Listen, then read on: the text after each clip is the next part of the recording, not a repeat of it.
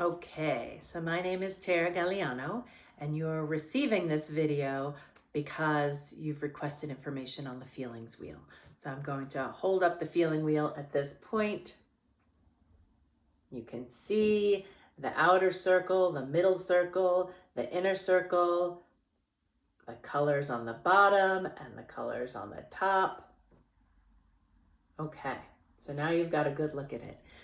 The feeling wheel was created by Dr. Gloria Wilcox, who was a transactional analysis psychologist, and it is a lovely tool that I've been using for a number of decades. It may not be the end all be all of feeling wheels, but I love it because it is the one that I teach, and I find the simplicity in it refreshing.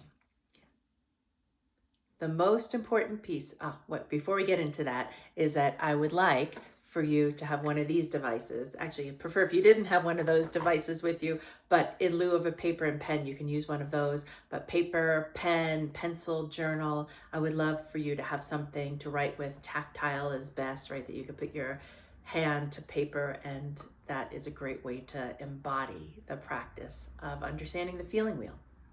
So the first piece, the basic premise, and if you don't remember anything else, I would love for you to remember this one thing, is that feelings are messengers, right? Our emotions are providing us with information.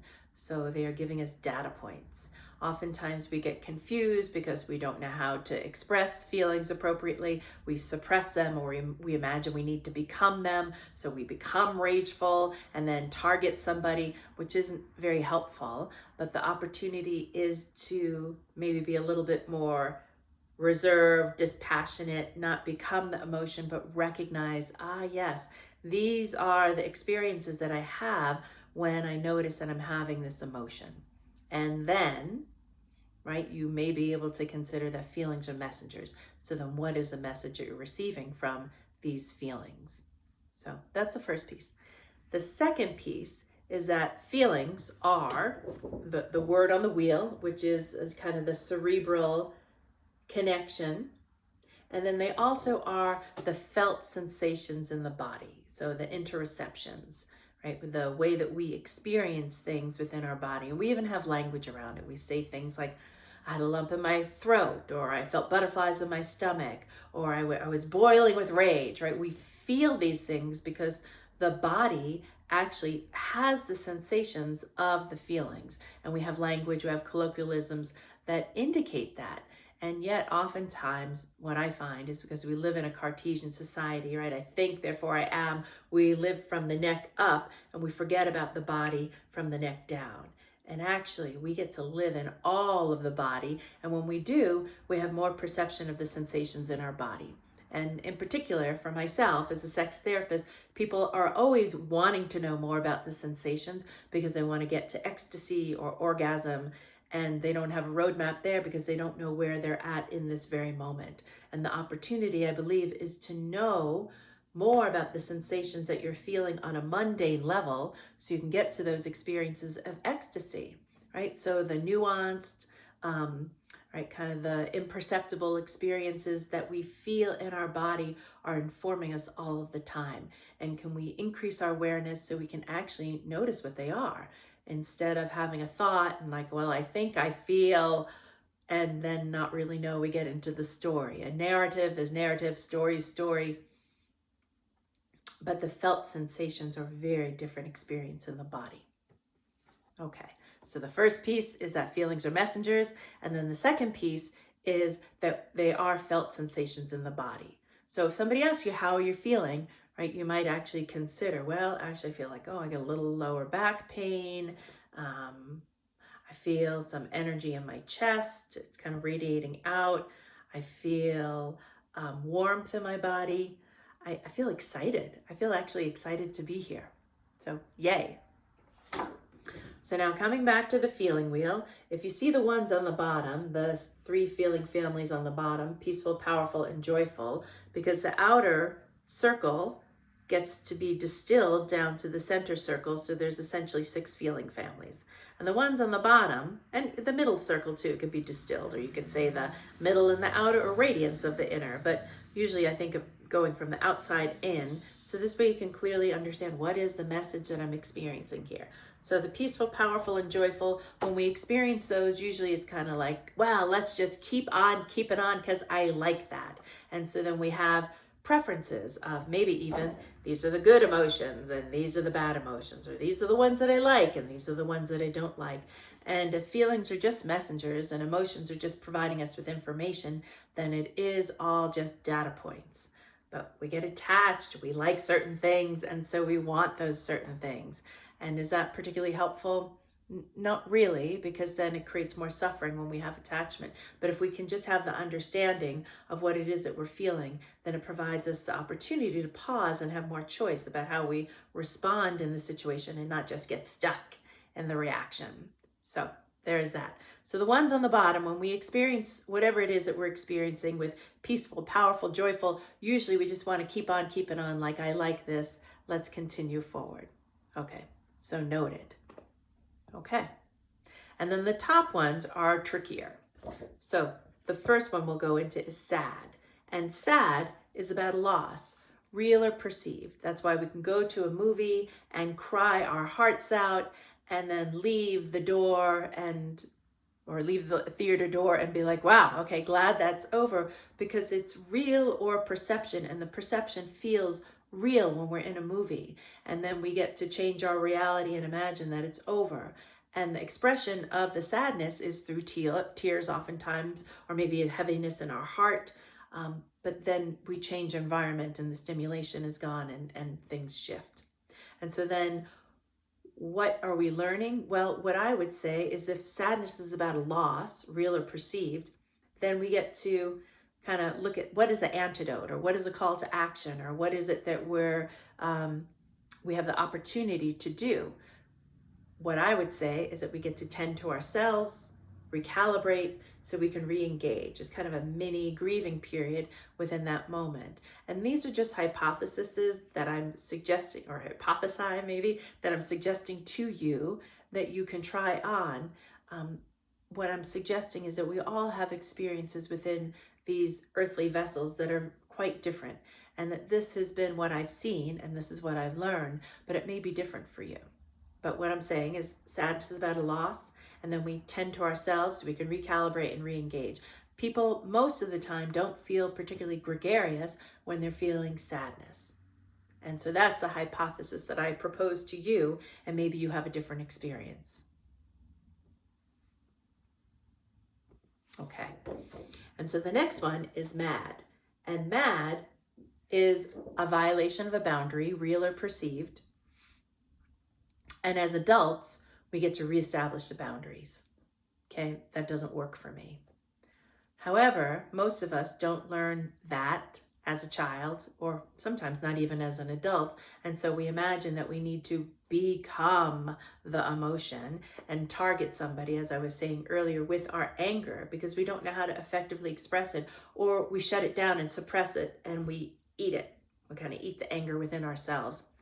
And boundaries are predicated by our values and also the agreements that we have. And oftentimes, particularly as a couples therapist, I see that we don't have clear agreements. However, when we do, and they're informed by the values that we have, like if you value family or if you value compassion, right, then maybe your values will indicate that, and you'll show up with agreements like, well, actually what I'd like to agree upon is this, and this is how we're going to effectively do this, if you will, in our relationship. And again, most people, we don't speak like that. We're not even aware of that. But we understand that when we're angry, okay, somebody messed up. And could be that was us, right? Because we didn't set the boundary. If we are angry, then it is up to us to reestablish the boundary. So what else do I want to say about that? Well, the other piece is that boundaries are often seen as walls and cutoffs, because we live in a trauma-filled society where a lot of frenetic energy and chaos, and oftentimes we don't understand how boundaries work. We just know that if I say there's a boundary there, I'm keeping that person out. but boundaries are actually also an invitation in, right? So you're allowing somebody to come in kind of like you can come in through the door and you don't need to climb in through the window, right? Or I work from 10 to 2. So if you want to see a therapist in the evening, I'm not going to be available, right? And it doesn't make the other person bad or wrong. It is just establishment of the boundary of like, that doesn't work for me, or this is what is better. Okay. So then the last piece is scared. And scared also has a very common one that's anxious, insecure, overwhelmed. I see all of those for scared. And scared is about a threat, real or perceived. And then the opportunity as an adult is we get to protect ourselves. And so there's many strategies in which we might engage to protect ourselves. We may fight, we may flee, we may play dead, we may fawn, right? There's all these ways that we can show up with protection. And what I find is that that feels very different in the body than like mad. Mad often generates a lot of heat in the body. That's why we have expression boiling with rage. But scared can be a very different experience. And if you could see here on the wheel, anxious is right on the other side of excited. So sometimes excited and anxious is scared, and excited is joyful, feel very similar, like, oh, I have butterflies in my stomach, but the meaning is different. So I want you to begin to explore what the sensations are in your body and to begin to understand that they're giving you information. So that's kind of the basic feeling wheel 101. And then the 2.0 is that we're socially conditioned beings. And because we're socially conditioned beings, I would say those of us in female bodies maybe have a predisposition to be sad, right? Because if we see women, public figures in the media who are in a female body, it is often a pejorative term that's used if they show up as mad, right? That it's not seen as socially acceptable. And with that, then I even see in my office is that women who come in who may be mad or angry don't know how to effectively express that, and they might be tearful, or they might eat it, right? They might actually not say anything about their anger, like I'm not really angry. And there's many different variations of that, but that is just kind of the broad overview of what I can say about that. And then for those in male bodies, oftentimes they are not able to experience sad, right? Because all children cry is what I see. But even in this year, right, this day and age, I hear from male clients, those in male bodies, that say, I learned boys don't cry, right? So at some point they learn boys don't cry. And so we see men in media or even in our real lives, right, that they are able to be mad as a default, but they actually may not be mad. They actually may be sad, but they don't have access to sad and they don't have access to tears. And what happens then is it mutes part of the expression of that being. And I would say that's true for females, right? To be mad is not acceptable. And then for men to be sad is not acceptable. And again, these are kind of gross generalizations, really looking at things through a binary view. But I believe that there is this process of social conditioning where we're told that we need to be this way and not this way, that then doesn't allow us to be the dynamic beings that we are, to express all of our feelings. And the thing about expressing feelings is first to begin to identify them and then articulate them. And it's not that we need to become them so we get angry and berate somebody, because that's not effective anger, that's not kind, that's not loving, that's not compassionate, and it's not skillful. And yet oftentimes we do that until we learn something different. And so the opportunity is to begin to learn the skills that you have all of these feelings and that they are part of being human and they're giving you information. So I've gone through the information.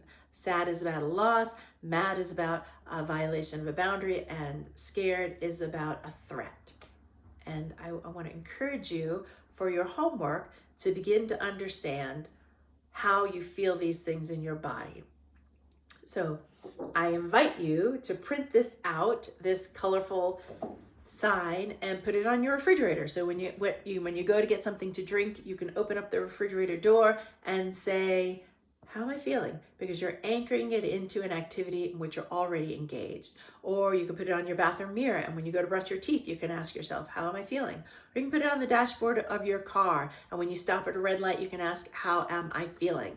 So this way, if you anchor it into something mundane, you can call upon it and collect the data points and say, okay, now I know more about the sensations in my body. Now I know more about how I was feeling. And now I've got multiple data points, and I can say, oh, actually, I actually feel quite sad quite a bit. Maybe I have some depressive symptoms. Or maybe I notice that I feel insecure quite a lot. And so maybe it is that I struggle with depression.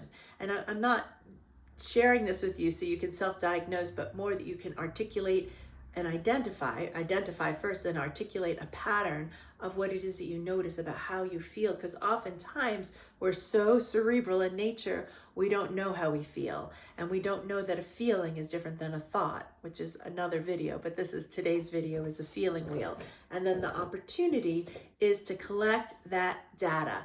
Maybe write down a note, maybe write down what it is that you were feeling and what it is that you were noticing in the environment, maybe any interactions that were precipitating that experience. And then the opportunity is just to have the data.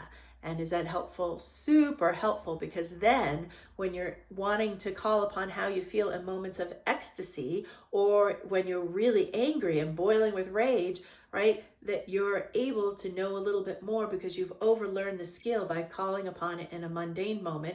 Because in those moments when you're flooded or overwhelmed or feeling things intensely, it's harder to access the neocortex and begin to be able to think about, what are the sensations? How am I feeling? And it is hard to learn that new skill in that moment. And that's not what this is about, right? It's about knowing how you feel more often.